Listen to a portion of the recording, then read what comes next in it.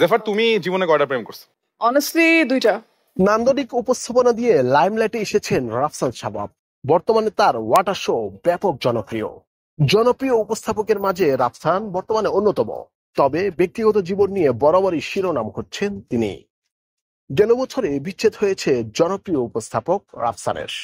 সে সময় গুঞ্জনে উঠেছিল সঙ্গীত শিল্পী জেফারের সঙ্গে পরকীয়ার জেরে তার সংসার ভাঙে।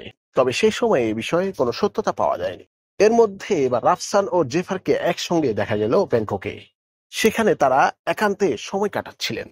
গেল শুক্রবার 15 নভেম্বর বাংলাদেশ সময় দুপুর 1:30টার দিকে ব্যাংককের সিয়াম প্যারাগন শপিং মলে বিখ্যাত পেরি পেরি ফুড শপের ভেতরে দুজনকে দেখা গেছে।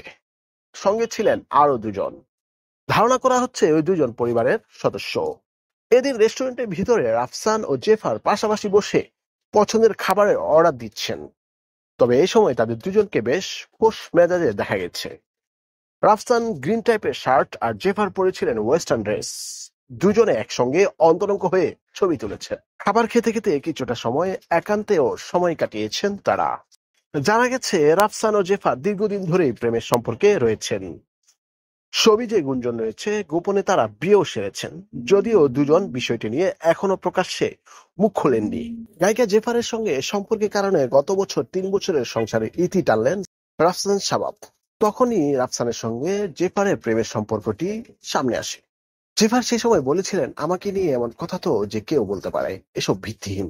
মানুষ যখন একটা রসালো খবর বানাতে পারে, কেউ সেটার সুযোগ মিস করে না। আমার সঙ্গে রাফসানের সম্পর্ক হওয়ার কোনো সুযোগ নেই। আমাকে যে এখানে টানা হয়েছে, বলবো যে এটা অনেক খারাপ একটা কাজ হয়েছে। তিনি আরো বলেন, রাফসান শুধুই আমার বন্ধু ও সহকর্মী। প্রেমের সম্পর্কে যে কথা উঠছে এটা তখনও ছিল না, এখনো নেই।